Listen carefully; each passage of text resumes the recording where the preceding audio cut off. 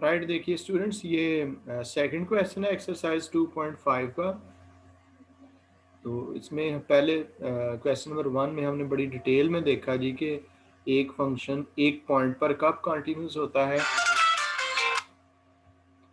तो मैंने ये कहा कि आप देखें ना, -1 से 3 तक चेक करना है। तो आपने एक पॉइंट सेलेक्ट करना है, सी फ्रॉम दिस इंटरवल -1 से 3, और उस पॉइंट के लिए आपने ये 3 चीज़ें देखनी है। नंबर 1 कि एफ ऑफ सी डिफाइंड होना चाहिए, यानी कि उसकी कोई वैल्यू आ जानी चाहिए।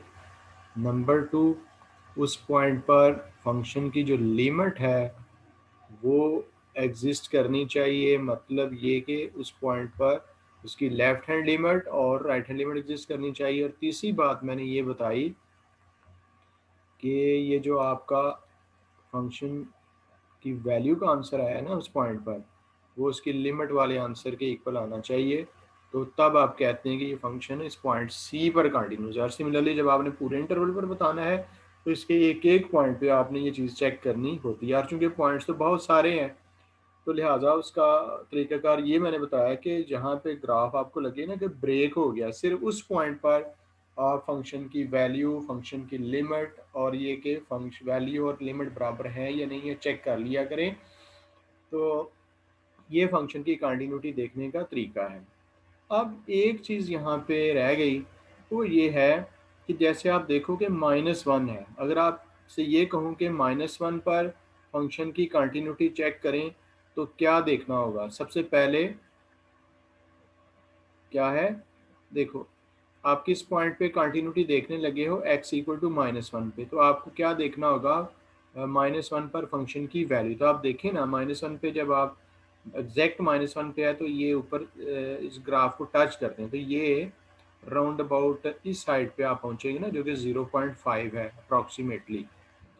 अब जब आपने फंक्शन की लिमिट देखनी है -1 पे, तो देखो आप -1 को सिर्फ राइट साइड से ही अप्रोच कर सकते हो, क्योंकि -1 की लेफ्ट साइड पे तो ग्राफ है ही नहीं, ग्राफ तो शुरू ही -1 एग्जैक्टली से हुआ है।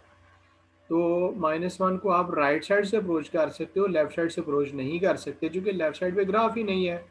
तो फिर जो ये जो बाउंड्री का जो लेफ्ट पॉइंट है ना, इसलिए इस पॉइंट पे सिर्फ आपने राइट हैंड लिमिट देखनी है, यानी कि limit x approaches to -1 plus f of x।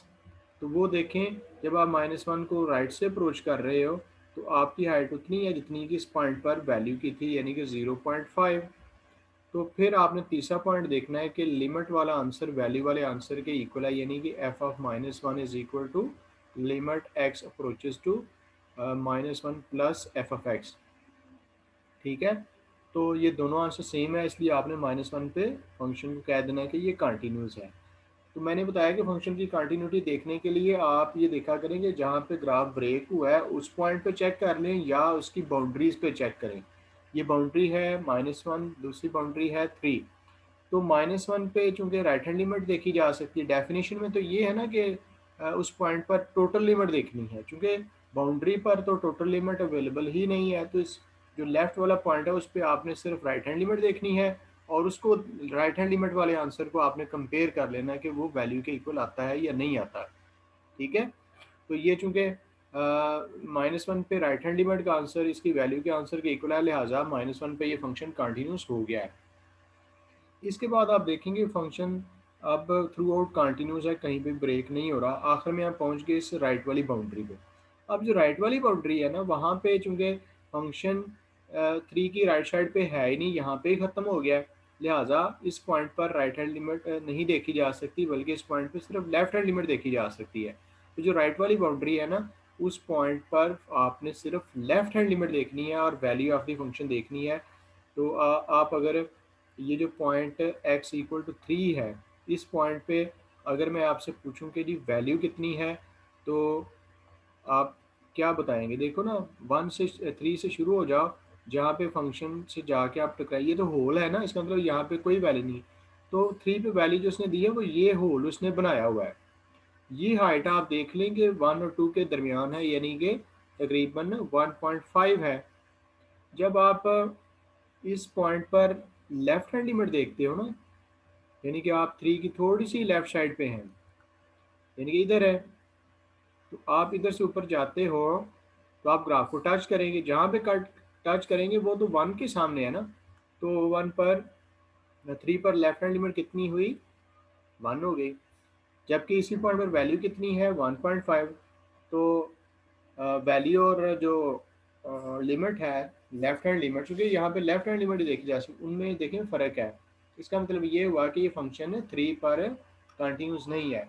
आप -1 से शुरू हुए, -1 पर कंटिन्यूस है, फिर इसके बाद तो सारे ये कंटिन्यूस ग्राफ है ना, लिहाजा कंटिन्यूस। जब आप बाउंड्री पे पहुंचे, बाउंड्री राइट बाउंड्री पे जाके आपने लेफ्ट हैंड लिमिट देखनी है और वैल्यू देखनी है। चूँकि ये 3 पर वैल्यू आई है 1.5, जबकि लिमिट जो लेफ्ट साइड से अप्रोच की है वो डिफरेंट है, ज़्यादा ही फंक्शन है, 3 पे कंटिन्यूस नहीं है। तो आप ओवरऑल इंटरवल के बारे में क्या लिखेंगे कि F is not continuous on this -1 से 3। -1 से 3 वाले इंटरवल पर ये फंक्शन कंटिन्यूस नहीं है। देखो सारे पॉइंट्स पर कंटिन्यूस है सिर्फ 3 के अलावा। तो फिर आप इंटरवल के हवाले से तो यही कहेंगे ना कि इस पर कंटिन्यूस नहीं है। एक फंक्शन एक इंटरवल पर तब कंटिन्यूस होता है जब वो उसके हर पॉइंट पर कंटिन्यूस होता है। यहाँ पे 3 इंटरवल का पॉइंट है और इस पर ये कंटिन्यूस नहीं हो सका, क्योंकि यहाँ पर वैल्यू का आंसर और है, लिमिट लेफ्ट हैंड लिमिट का आंसर कुछ और है। इस चीज़ को मैं समराइज़ कर दूं कि जब आपने एक इंटरवल में फंक्शन की कंटिन्यूटी बतानी है, तो जो बाउंड्रीज़ है ना, ये जो लेफ्ट वाली बाउंड्री है, यहाँ पे आपने ये नहीं देखना कि वैल्यू और लिमिट बराबर है। यहाँ पे आपने देखना है कि वैल्यू और राइट हैंड लिमिट बराबर है, ये नहीं है। क्योंकि यहाँ पे आप देख सकते हैं ना, -1 को सिर्फ राइट साइड से अप्रोच किया जा सकता है, लेफ्ट साइड पे ग्राफ ही नहीं है। इसी तरह से जो राइट वाली बाउंड्री है, वहाँ पे चूँकि राइट हैंड लिमिट आप उसको राइट से अप्रोच नहीं कर सकते, चूँकि ग्राफ तो यहीं पे एंड हो गया, ग्राफ का कोई हिस्सा 3 की राइट साइड पे नहीं है, लिहाजा आप फंक्शन को राइट साइड से अप्रोच नहीं कर सकते, सिर्फ लेफ्ट साइड से अप्रोच कर सकते हैं। तो राइट बाउंड्री पे जब आपने कंटिन्यूटी चेक करनी है, तो यहाँ पे लेफ्ट हैंड लिमिट और वैल्यू के आंसर को आपस में कंपेयर करना है। तो वो हमने देखा और इसके हवाले से हमने ये सारी बहस क्लोज कर ली कि ये इस पॉइंट कंटिन्यूस है या नहीं है। ओके जी, अब हमारे पास ये आ गया क्वेश्चन नंबर 3। इसमें आपको नज़र आ रहा है कि -1 और 3 के दरमियान फंक्शन का जो ग्राफ है वो मुसलसल है, कहीं पर भी ब्रेक नहीं हुआ। तो आप ऐसी सूरत में चेक करने की भी ज़रूरत नहीं है, क्योंकि देखो ना, कोई भी आप पॉइंट नॉमिनेट करते हो, वहाँ पे ये वैल्यू है, जो सीधी इसकी हाइट होगी आप इसको नोट कर लेंगे। लेफ्ट से अप्रोच करो तो भी अप्रॉक्सीमेटली उसी हाइट पे पहुंचोगे, राइट से अप्रोच करो तो भी उसी हाइट पे आप तकरीबन पहुंचेंगे। तो लाजमी बात है कि कंटिन्यूस मुसलसल चल रहा है, किसी भी पॉइंट पर वैल्यू देखी जा सकती है, और किसी भी पॉइंट पर लेफ्ट हैंड और राइट हैंड लिमिट के आंसर सेम आते हैं, यानी कि टोटल लिमिट एग्जिस्ट भी करती है और उसका आंसर वैल्यू वाले आंसर के इक्वल भी होता है। लिहाजा जब भी एक ग्राफ इस तरह का मुसलसल आपको नजर आए तो वो उस पर कंटिन्यूस होगा।